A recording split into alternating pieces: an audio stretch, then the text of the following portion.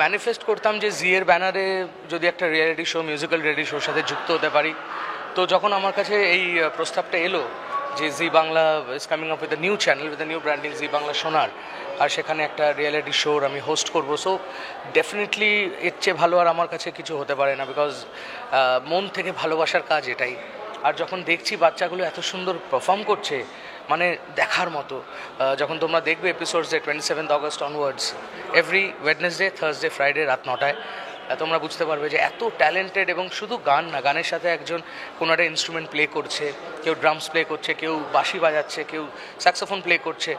So there are very very unique things in the show.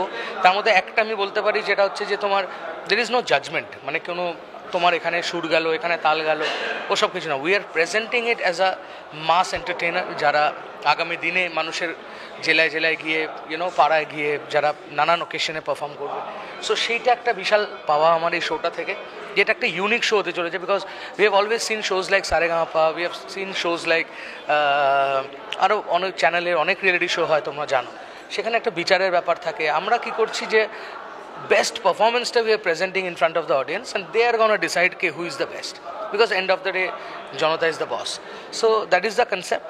এবং since I am a public performer since last 17-18 years, আমার উত্থান তোমাদের সকলের সামনে and from reality show, so I know যে এই মঞ্চটা কতটা মাইনে রাখে আমাদের মতো পারফর্মার্সদের জন্য, আমাদের মতো সিঙ্গার্সদের জন্য, যারা ডেসপারেটলি একটা প্ল্যাটফর্ম খোঁজে একটা বয়সের টাইমে। So I hope this platform will bring colors in all this little children's life, and they will make the most of it. হ্যাঁ, এটা তো বিরাট বড় আমাদের কাছে প্রাপ্তিযোগ। এটা একটা চ্যানেল শুরু আমার আর একটা স্বপ্ন, আর এতগুলো মানুষ সেখানে আমরা যুক্ত হচ্ছি, আর একটা নতুন প্রয়াস। তার মানে এখনো স্বপ্ন বাকি আছে নতুন কিছু শুরু করার। অসম্ভব ভালো, আমি একটা অসম্ভব ভালো প্রজেক্টে কাজ করছি, যার স্ক্রিপ্ট ভালো, আমাদের যারা যৌথ অভিনয়, যাদের যে শিল্পীরা আমার সঙ্গে রয়েছেন, তাদের করে আমাদের ফ্লোর অভিজ্ঞতা খুব ভালো, অসম্ভব সুন্দর কাজ। শ্রীমান ভগবান দাস, শ্রীমান ভগবান দাস আপনার চেনা গল্প একটা, এবং একটা মানুষ মধ্যবিত্ত পরিবার, যার মূল্যবোধ আছে, এবং সে প্রতিনিয়ত লড়াই করে যে তার অনিশ্চয়তার সঙ্গে, কিন্তু তার জন্য তার সিদ্ধারা মেরুদণ্ড বিক্রি করেন। জি বরাবরই মানুষ কি চাইছে সেই বিষয়ে যেন নজরদারি রেখে দেয়। আমরা যারা এই টেলিভিশন বা ফিল্ম ইন্ডাস্ট্রির মানুষ, আমরা কাজ চাইছিলাম, আমাদের টেকনিশিয়ান, আমাদের আর্টিস্টরা, তারাও একটা নতুন কাজ করার জায়গা পেল, কাজ বাড়ল। পেটের সঙ্গে সঙ্গে মনের খোরাকের জন্য প্রত্যেকে অপেক্ষায় থাকি যে ভালো কাজ দেখব, যারা আমরা দর্শক।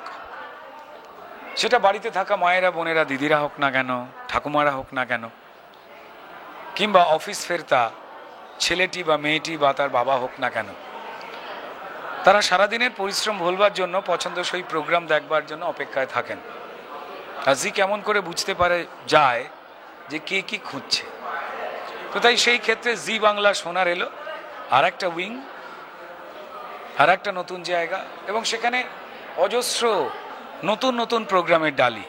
তো বলবার অপেক্ষা রাখে না, পোস্টারগুলোকে দেখেই বুঝতে পারছি যে দারুণ ঝকঝকে, দারুণ ইন্টারেস্টিং এবং মানুষের ভালো রাখবার মতো প্রোগ্রাম তারা নিয়ে এসেছেন। তাই জি পরিবারকে ধন্যবাদ জানাই মনের এবং পেটের দুটো খোরাক একসঙ্গে দেওয়ার জন্য। আমি নিশ্চিত মানুষের সঙ্গে তাদের যে বন্ধুত্ব, তারা জি কোনোদিন মানুষের মন আলাদা করে জয় করতে চায়নি। আমি নিজেই পরিবারে কাজ করেছি, জি এর বহু কাজ আমার করা, টেলিভিশন থেকে কাজ করে আমার আজকে সিনেমায় কাজ করার সুযোগ হয়েছে। প্রথম ধাপটা জি এর সঙ্গে কাজ করেছে। জি কখনো আলাদা করে আস্থা অর্জন, কি করে তার মন কবজা করব, সেই চেষ্টা করেনি। জি বন্ধুত্বের হাত বাড়িয়ে দিয়েছেন, আর সেই বন্ধুত্বকে ভালোবাসায় ভরিয়ে দিয়েছেন দর্শকেরা তাদের হাত বাড়িয়ে দিয়ে। সো আমি নিশ্চিত জি বাংলা সোনার, তাতে সোনার প্রোগ্রামই দেখতে পাওয়া যাবে।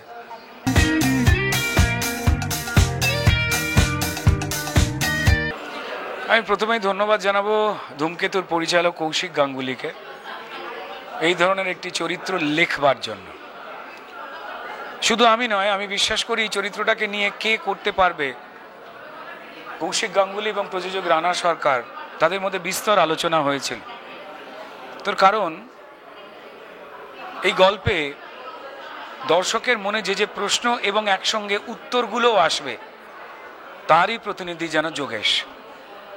যোগেশ যেন আমাদের আর 100 জনের মধ্যে সেই 80টা মানুষ যে অভিযোগ করতে পারে না, যে প্রতিবাদ করতে পারে না, যে খুঁড়িয়ে চলে, দুর্দান্ত হাত মুঠো করে দৃপ্ত পায়ে হাঁটতে পারে না, তাই কোথায় যেন যোগেশের সঙ্গে রিলেট করতে পারছেন আমাদের যারা দর্শকেরা রয়েছেন তারা।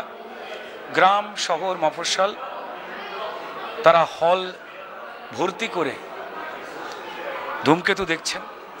আমি ধন্যবাদ জানাবো এই সিনেমার অভিনেতা দেবকে, যিনি সেই সময় তিনি এবং শুভশ্রী যারা মেন স্ট্রিমের অভিনয় করছেন, সেখানে অভিনয়ের বলার ধরন আলাদা, ডায়লগের ধরন আলাদা, নাচ গান কোরিওগ্রাফি, ঝকঝকে জামা, সুন্দর সুন্দর রঙিন পোশাক, এই সবকটাকে যেগুলো মানুষ দিয়েছিল তাদের ভালোবাসায়, কোথাও যেন একটা যত্ন করে সরিয়ে রেখে দিয়ে শুধুমাত্র অভিনেতা ভানু এবং রূপা হওয়ার জন্য এই চ্যালেঞ্জটা অ্যাকসেপ্ট করেছিলেন। এই সাহসটা সবার থাকে না, সবাই থাকে আমি যেন একটু সেফ জোনে থাকি। এই ঝুঁকিটা নিয়ে তারা যে পরিশ্রমটা করেছে আমি তাড়িয়ে তাড়িয়ে উপভোগ করেছি। সহ অভিনেতা হিসেবে তাদের প্রাণপাত করা পরিশ্রম, গ্ল্যামারহীন একটা বাস্তবে এসে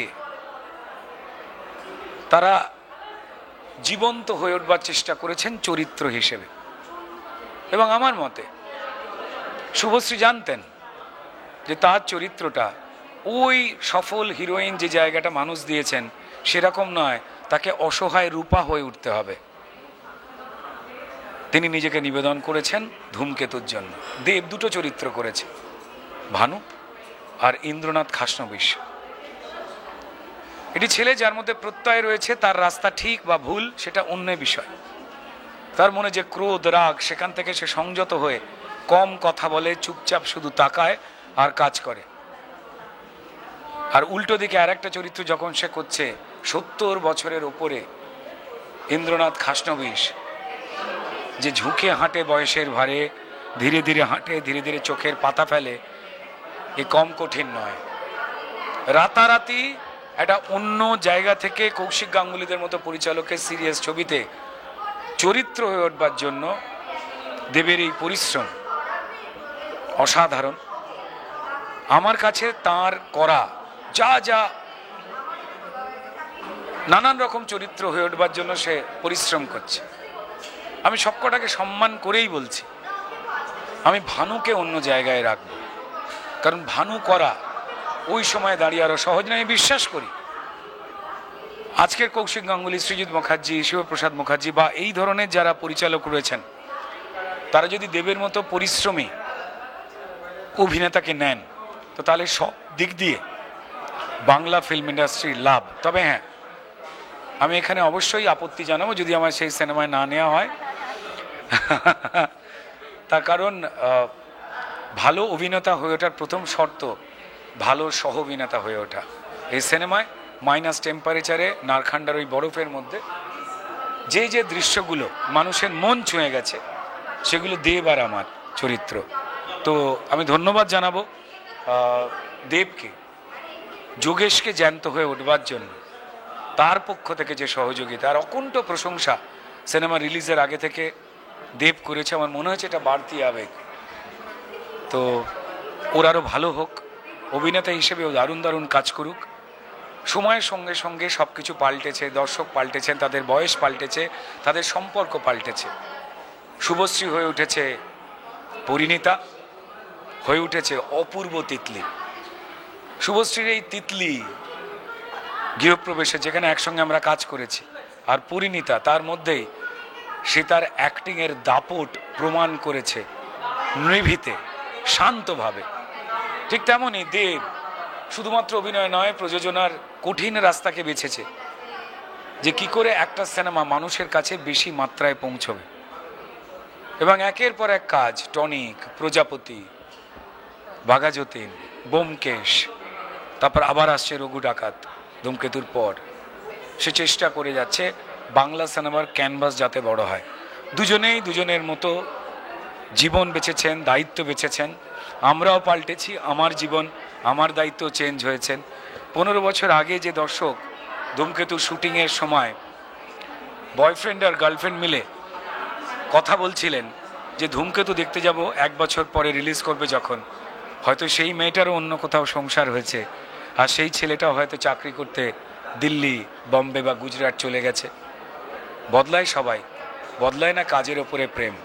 যে প্রেম সবাইকে জুড়ে রেখেছে সেটা হচ্ছে সিনেমা। আমি কৌশিক গাঙ্গুলি, প্রযোজক রানা সরকার, দেব ভেঞ্চার্স এবং আমার দুই খুব প্রিয় অভিনেতা বন্ধু দেব এবং শুভশ্রী, তাদের ধন্যবাদ জানাবো। আমি ধন্যবাদ জানাবো এই সিনেমায় দুলাল লাহিড়িকে অসাধারণ পারফরমেন্স দেওয়ার জন্য, তার সঙ্গে অলোকা নন্দাদিকে একটা বিশ্বাসযোগ্য মা হয় হৃদয় ছুঁয়ে যাওয়ার জন্য।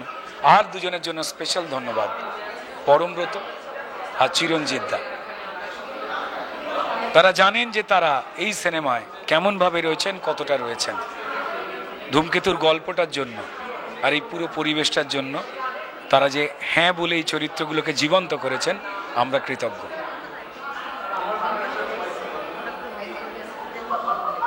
বোকা বোকা, হ্যাঁ বল।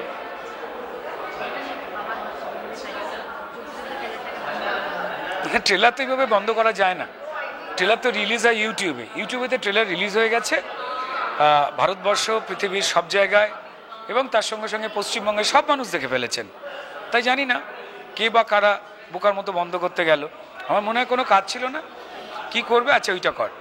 তো যাই হোক, এটা করে যেটা করলে এই ছবিটা দেখবার প্রতি আগ্রহ বাড়িয়ে দিল। বেঙ্গল ফাইলস কোনো প্রোপাগান্ডা নয়, বেঙ্গল ফাইলস একটা দলিল, একটা ইতিহাস, এটা অবশ্যই অত্যন্ত যন্ত্রণার একটা ইতিহাস।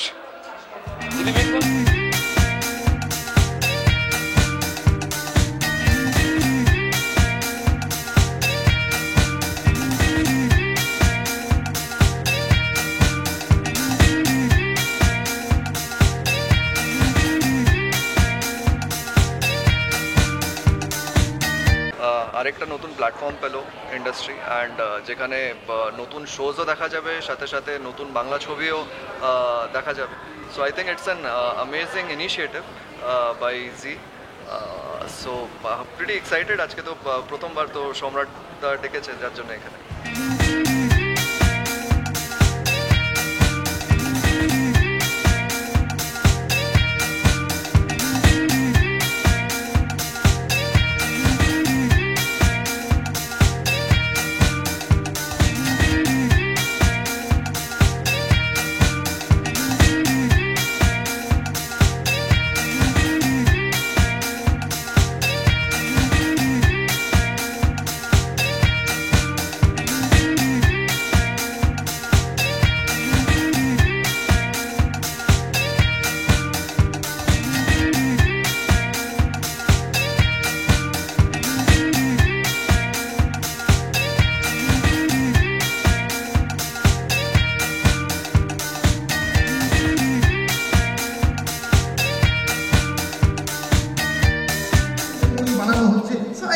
আমি জানতে চাইছি যে আমরা পুরুষরা কি আমরা সিরিয়াল দেখবো না? আরে কে বলেছে না দেখতে? 3 বার দেখবো না বলার চেষ্টা করছিস তো, যা খাবো না হয়ে গেছে কথা। এবার আমি বলি আরে বাবা দেখতে বাধাটা কোথায়?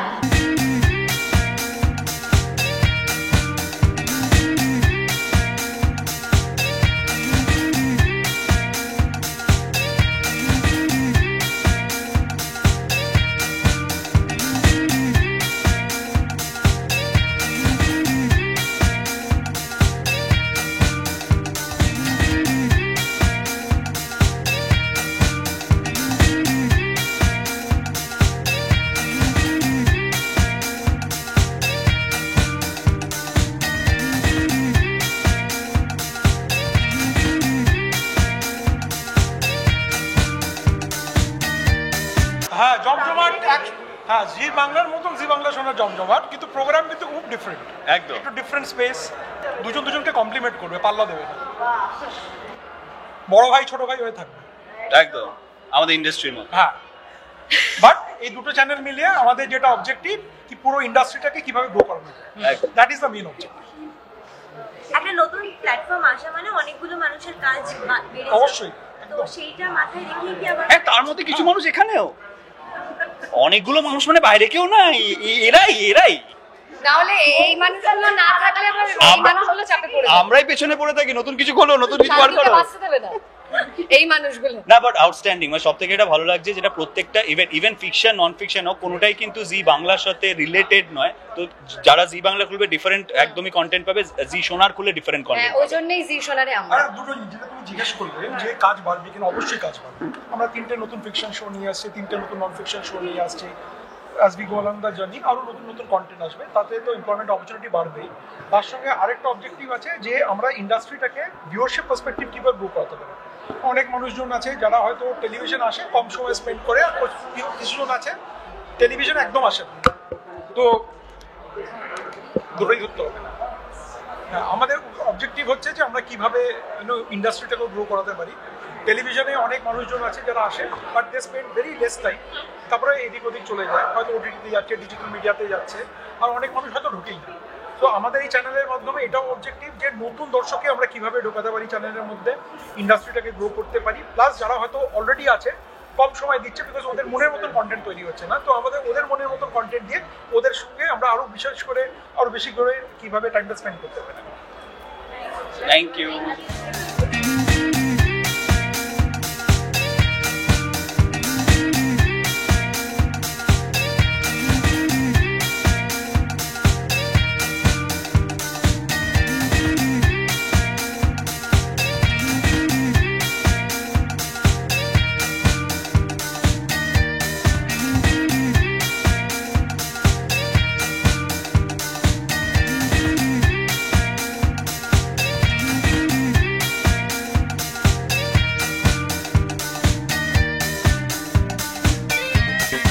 না, একেবারে ঠিক। কেন কি যখনই আমরা এই চ্যানেলে লঞ্চের কথা ভেবেছিলাম, দুটো অবজেক্টিভ আমাদের মাথায় ছিল। ওয়ান, আমরা ইন্ডাস্ট্রিকে কীভাবে গ্রো করাতে পারি, যেটা একটু আগে আমি বললাম যে অনেক মানুষ আছে যারা আসছে কম সময় স্পেন্ড করছে টেলিভিশনের সামনে, আর কিছু মানুষ আছে একদমই আসছে না, কেন কি ওদের মনের মতন কন্টেন্ট নেই।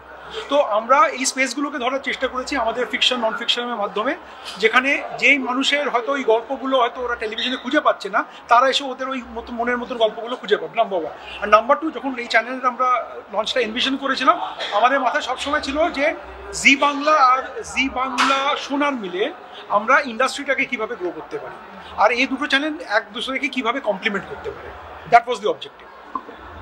একদম তাই, একদম তাই, ওটাই বড় অবজেক্টিভ, যে আমরা চাই যে জি বাংলা আর জি বাংলা সোনার দুটো চ্যানেল মিলিয়ে কিভাবে গ্রো করতে পারে। The combined strength should be larger than the individual channel, that's the idea. পরবর্তীকালে আরো অনেকগুলো শো নিশ্চয়ই মানে একদম একদম আরো অনেক শোর আমাদের প্ল্যান আছে। It's just the beginning of a new journey. এখন আমরা 3টে ফিকশন 3টে নন ফিকশন নিয়ে আসছি। আগামীকালে ফিকশনের টোটাল নাম্বারও বাড়বে, কোয়ান্টিটিও বাড়বে, নন ফিকশনেরও কোয়ান্টিটি বাড়বে। আরও নতুনত্ব ফরম্যাট আমরা নিজেরা এটা ইনোভেট করব, দর্শকদের কাছে নিয়ে আসবো, আর আশা করি যে দর্শকদের পছন্দ হবে। আপনারা কিছুক্ষণ আগে দেখেছেন আমাদের যে খুদে পারফর্মার যে পারফর্ম করে গেছে, আউটস্ট্যান্ডিং ট্যালেন্ট। কেন কি আমরা ওয়ান হ্যান্ড যখন আমরা সারেগামাপা করি, আমাদের মাথায় এটাও ছিল যে সারেগামার মাধ্যমে আমরা যে ট্যালেন্ট হান্টগুলো করি, তো এরপরে একটু ট্যালেন্ট কি রয়েছে, কিন্তু আমরা যখন গেছি মার্কেটে তখন আমরা বুঝতে পেরেছি যে না, বাংলায় মানে ঘরে ঘরে ট্যালেন্ট। শুধু মানে we would be doing injustice যদি শুধু একটা সারেগামাপা ওই প্রত্যেক সিজন আমরা 20-25টা ট্যালেন্টকে তুলে ধরি, বা হোয়াট অ্যাবাউট দি রেস্ট। তো ওই রেস্টের জন্য তো একটা প্ল্যাটফর্ম দরকার, বিশেষ করে যে খুদে যারা আপকামিং হিডেন জেমস, তাদেরকে আমরা যদি প্ল্যাটফর্ম দিতে পারি, ওই অবজেক্টিভ নিয়ে আমাদের সোনার জলসাঘরের উৎপত্তি। একদম তাই, একদম তাই। ইনফ্যাক্ট তার সাথে যদি ভালো করে আমরা লক্ষ্য করি, আমাদের প্রত্যেকটা শো কিন্তু টেলিভিশনের পর্দায় প্রথমবার। সম্রাট বলছিল যে সোনার জলসাঘর, খুদে গায়েন আর বায়েন তাদের যুগলবন্দি, এটা কিন্তু টেলিভিশনের পর্দায় প্রথমবার। ইনফ্যাক্ট আমাদের তো মনে হয় যে অ্যাক্রস ইন্ডিয়া এই ধরনের শো হয়নি, বা 10 দিনে 10 লাখ। আউটডোর গেমস, যে ধরনের আউটডোর গেমস আমরা ভেবেছি, আর 10 দিন ধরে একটা রিয়ালিটি শো, এটাও কিন্তু টেলিভিশনের পর্দায় প্রথমবার। যেখানে কিনা আমরা বলছি জুটির জোরে জেতার লড়াই, বা আমাদের ফিকশন শো যেখানে শ্রীমান ভগবান দাস, এটাও কিন্তু টেলিভিশনের পর্দায় প্রথমবার। একটা মধ্যবিত্তর গল্প, স্লাইস অফ লাইফ টেলিভিশনের পর্দায় আমরা তো মনে হয় না রিসেন্ট পাস্ট দেখেছি, তো এটাও টেলিভিশনের পর্দায় প্রথমবার। বা এসআইটি বেঙ্গলে আমরা তো ক্রাইম শো দেখেছি ইন্ডিভিজুয়াল, একটা ব্যোমকেশ বক্সী, ফেলুদা, শবর, সবাই ইন্ডিভিজুয়াল, বাট একটা টিম ফর্ম করে নিউ এজ ক্রাইমের এগেনস্টে ফাইট করছে, for example cyber crime, human trafficking, organ trafficking, বা আমরা যদি দেখি যে এই নিউ এজ মেডিক্লেম বা ফেক মেডিসিন, এই ধরনের ক্রাইম কিন্তু প্রচণ্ড জটিল ক্রাইম। আর এই জটিল ক্রাইমের জন্যই আমাদের এসআইটির মতো কনসেপ্ট আমরা নিয়ে এসেছি। তো এটাও একদম কিন্তু টেলিভিশনের পর্দায় নতুন। বা প্র্যাঙ্ক শো আক্কেল গুরুম, একদম নতুন, স্পেশালি বাংলায় তো একদম টেলিভিশনের পর্দায় প্রথমবার এই ধরনের শো এসছে। আর যেদিনকে আমরা 24শে অগস্ট আমরা শুরু করছি আমাদের যাত্রাপথ দুপুর 3টেতে, আর আমাদের একটা ইভেন্ট রয়েছে, একটা জমজমাট 3 ঘন্টার ইভেন্ট, যেটার নাম হচ্ছে সোনার যাত্রা, যেখানে দেব রয়েছে, দেব পারফরমেন্স করেছে, অঙ্কুশ পারফরমেন্স করেছে, বুম্বাদা পারফরমেন্স করেছে, যেখানে বিক্রম ওয়েন্দ্রিলা পারফরমেন্স করেছে, উষা উত্তুপ, জোজো, একদম পাওয়ার প্যাক্ট। হ্যাঁ, আর আমাদের যারা প্রোটাগনিস্ট রয়েছে ফিকশন নন ফিকশন সবাই মিলে একটা 3 ঘন্টার জমজমাট যাত্রা শুরু। তো আমাদের প্রত্যাশা অনেক। তো মোটমাট আমরা বলছি জি বাংলা সোনামের মাধ্যমে নতুন গল্প, ওকে, ম্যাজিক আর গান, রাইট? তো আমরা যখনই কোনো একটা শো আমরা ইনভেশন করছি, আমরা বলছি সিনেমার মতন ওই এক্সপিরিয়েন্স, সিনেমার মতন ওই ম্যাজিকটা আমরা অডিয়েন্সকে দিতে চাইছি। ওটা হচ্ছে আমাদের করতে, গল্প, গান আর ম্যাজিক, এই 3টে। আর তার সাথে গানের মাধ্যমে আর কিন্তু সিনেমা থাকবে আমাদের সিনেমার আমাদের কাছে 800-র উপরে লাইব্রেরি রয়েছে, সিনেমা রয়েছে। আর তার সাথে আমরা একের পর এক নতুন সিনেমা আমরা কিনছি। আমাদের কাছে বহুরূপী রয়েছে। ইনফ্যাক্ট 24শে আগস্ট যেদিন আমরা শুরু করছি, সেদিনকে আমরা প্রিমিয়ার করছি বহুরূপীর, রাত 9টায় আমরা প্রিমিয়ার করছি বহুরূপীর। তার সাথে আমাদের আমার বস রয়েছে, আমরা পরবর্তীকালে আমার বস দেখাবো। আমাদের কাছে রক্তবীজ 2 আছে, পরবর্তীকালে আমরা ওটা দেখাবো। আমাদের কাছে চালচিত্র বা award winning film like Dostojee, আমাদের কাছে একদম মানে সম্ভার রয়েছে নতুন সিনেমা। তো ওই নতুন সিনেমাগুলোও আমাদের দর্শক আমাদের চ্যানেলে জি বাংলা সোনারে দেখতে পাবে।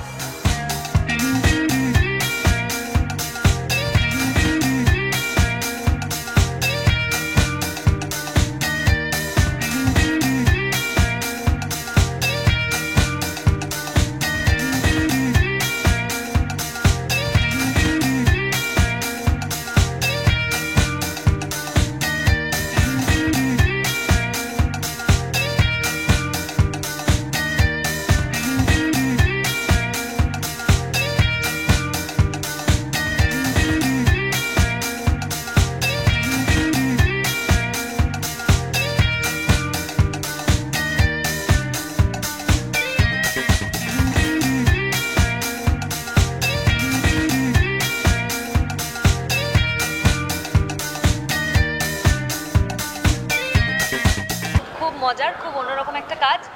আশা করছি মানুষের দেখতে খুব ভালো লাগবে। আসলে এখন চারিদিকে মানে যা যা হচ্ছে, যা যা ঘটনা আমরা সোশ্যাল মিডিয়াতে দেখি, আমাদের মন বড় ভারাক্রান্ত হয়ে যায়।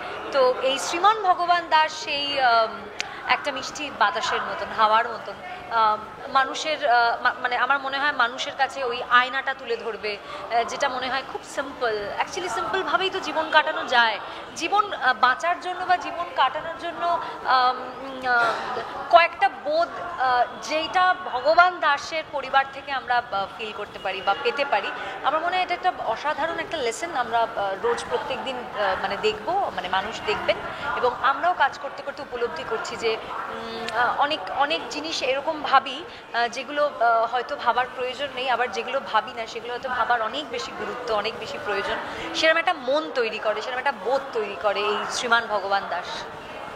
প্রত্যেকটা শো যেগুলো লঞ্চ হবে, সবাই সবাইকে অনেক অনেক শুভেচ্ছা। এটাই বলবো, this is my second home. Zee বাংলার সঙ্গে আমার প্রথম দিন থেকে, মানে প্রথম দিন ইন্ডাস্ট্রি জবে থেকে আমি আয়োজন করেছি, তারপর থেকে চ্যানেল। তো ভালো লাগছে একটা চ্যানেল যে গত 25 বছর ধরে রাজত্ব করেছে, তাদের আরেকটা নতুন চ্যানেল। আমি চাই এই চ্যানেলটাও যেন 25 বছর ধরে রাজত্ব করুক, যাতে আরও ভালো কাজ, আরও মানুষ যেন কাজ পায়, আরও অ্যাক্টার্স যারা স্বপ্ন দেখে অভিনয় করার, আরও ডিরেক্টর যারা স্বপ্ন দেখে কোনো না কোনো রোলে অ্যাকশন কার্ড বলবো। আমাদের এই স্বপ্নটা পূরণ হবে আরও যদি এরকম চ্যানেল আসে, বা এই চ্যানেলটা যদি আরও সাকসেসফুল হয়। I wish this team all the best, and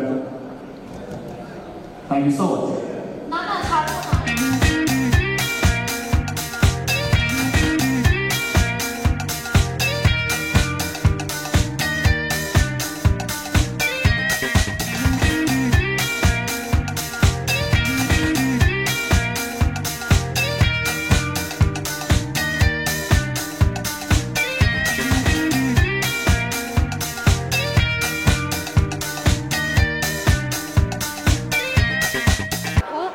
ভালো মতন করে চলছে, সেটা তো তোমরা দেখতেই পাচ্ছ। রোজ সকালে উঠে বিন বাজাচ্ছে, আজকে প্র্যাকটিস করছে। হ্যাঁ, আর শরীরে কিরকম ভাবে আসছো তুমি জীবনে? কি আর সেটার জন্য 25 তারিখে কি আমরা যেরকম ভাবছি সেরকম কিছু ব্যাপার? সেটা হতেও পারে, নাও হতে পারে, তার জন্য তোমাদের সবাইকে দেখতে হবে।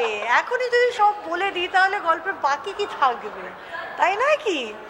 এখন আমাদের নতুন একটা শো আমরা সবাই মিলে শুরু করছি, এত খাটাখাটি করছি কেন করছি? যাতে তোমরা সবাই দেখো, দেখে তারপরে প্রশ্ন করো। এখন তোমরা সবাই শুরু। আচ্ছা অনিন্দিতা দি, তোমার কাছে যে সেটা হচ্ছে যে এই পুরো টিমটারই বেশ দুর্দান্ত, আমরা একটা প্রোমো দেখলাম এবং সেই ছবি ইতিমধ্যে সামনে এসে গিয়েছে। নতুন চ্যানেল এবং নতুন শো কিভাবে দেখছো অল টুগেদার? নতুন চ্যানেল ভীষণ ভালো লাগছে। একটা নতুন চ্যানেলের লঞ্চিং শো করতে তো সবারই ভালো লাগে। এর আগেও আমি করেছি অন্য চ্যানেলেরও লঞ্চিং শো, কিন্তু এটাও ভালো লাগছে। আমার এটার একটা অন্যরকম কি, রাজমাতা, আমি রাজমাতার ক্যারেক্টার প্লে করছি। এরকম রাজা রানী আমি আগে কখনো করিনি।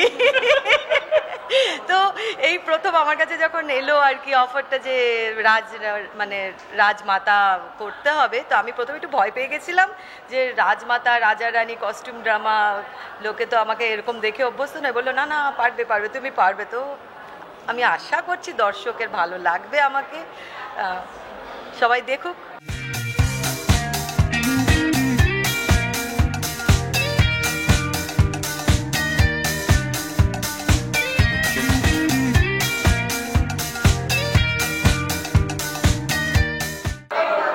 নতুনভাবে তো এসছে একটা হাইব্রিড চ্যানেল, আর আমাদের গল্পের কন্টেন্টটাও একটু চিরাচরিত, যেটা ধারাবাহিক আমরা দেখে থাকি আজ অব্দি, সেরকম নয়।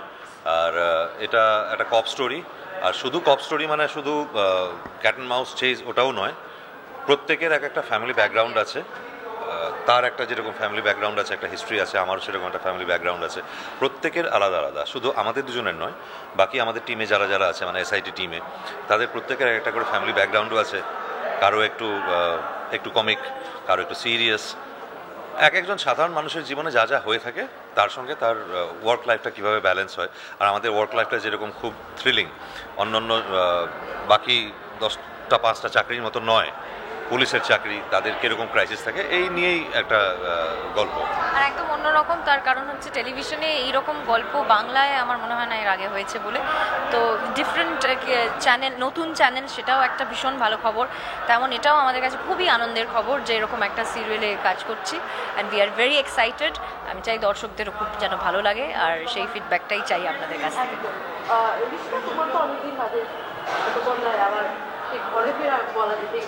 ঘরে ফেরা নেই, ঘর থেকে বাইরে কোথাও যাইনি তো, ওই জন্য এখানেই ছিলাম আর কি। না আমি এমনিতেও কাজের মধ্যে, হ্যাঁ এবার একটু লম্বা গ্যাপ, আমার বাংলা সিরিয়াল করা হয়নি, আমি বাইরে কিছু কাজ করছিলাম, সেটা হিন্দিতে ছিল, সিরিয়ালই করেছিলাম। সুতরাং সিরিয়াল থেকে আমার খুব একটা বেশি দূরের, বেশি দিনের বেশি গ্যাপ হয়নি আর কি। একদম। আর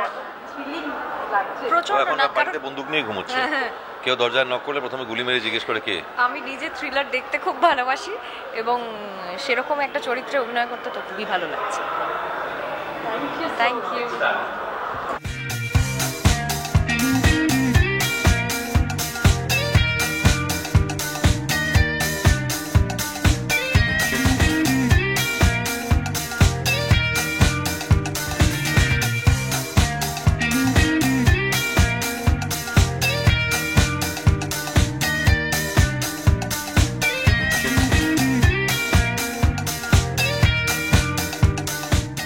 গোটা টিম, ডিরেক্টর, প্রডিউসার, অ্যাঙ্কার, সবাই বলছে যে আমরা যদি এটাতে পার্টিসিপেন্ট হতাম, কন্টেস্টেন্ট হতাম, তাহলে বেশি মজা হতো।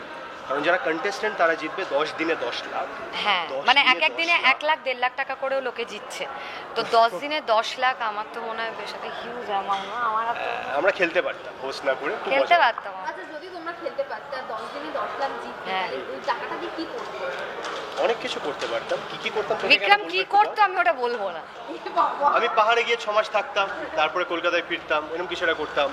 ও চারটি ব্যাগ কিনতো। পাহাড়ে ওর যেই বউ আর বাচ্চাটা আছে একটু দেখা করে আসতো, আলাদা সংসারে কিছু টাকা দিয়ে আসতো। অঙ্কুশদা তো আজকে এখানে আছে এবং কি বলছে তোমাদের এই কামব্যাকটা কি রিঅ্যাকশন? হিংসে করছে, প্রচন্ড হিংসে করছে, একদম ভীষণ ভাবে হিংসে করছে। না ও মনে হয় সব থেকে বেশি খুশি, কারণ আমাদের কাছে যখন প্রথম অফারটা আসে, ইনফ্যাক্ট আমি এটা জানাতে চাই, আমার কাছে অফারটা বিক্রম নিয়ে এসেছিল যে আমাকে চ্যানেল বলেছে তুই কি করবি, বাট যাই হোক এটা এত বছরের আমার আর বিক্রমের তো মনে হয় অ্যাজ আ মানে নায়ক নায়িকাই শুরু জি থেকে, যেটা আমরা দুষ্টু হিসেবে, এখন আমাকে নন ফিকশনে সবে ওখানে দুষ্টু এইদিকে লুক দে, দুষ্টু ওইদিকে লুক দে এই করছে। তো যখনই অঙ্কুশ এটা শুনেছিল, কারণ বিক্রম অঙ্কুশকে সবার আগে জানিয়েছিল ম্যানেজারের মতন করে, তো ও সবার আগে বলেছিল আমার মনে হয় করা উচিত, তোমরা আবার একসাথে অনেক বছর পর দর্শক আবার দেখতে পাবে, আর ভীষণ খুশিও মন থেকে।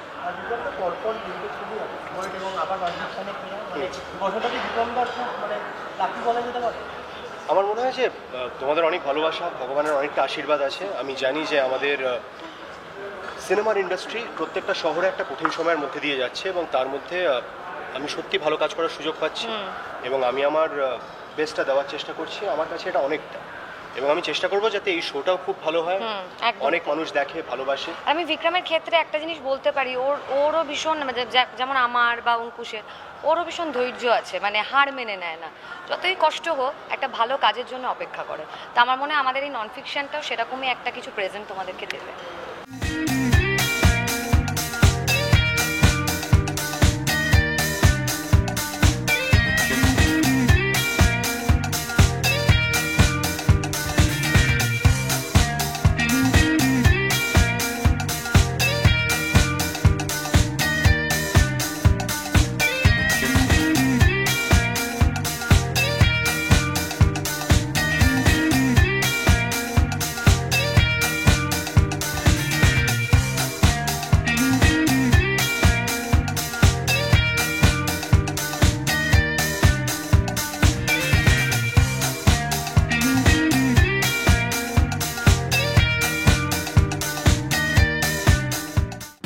টলিউড ফোকাস কলকাতা চ্যানেলটি আপনাদের ভালো লেগে থাকলে লাইক করুন, সাবস্ক্রাইব করুন এবং আপনাদের পছন্দের ভিডিওটি অবশ্যই শেয়ার করুন। Tollywood focus Kolkata.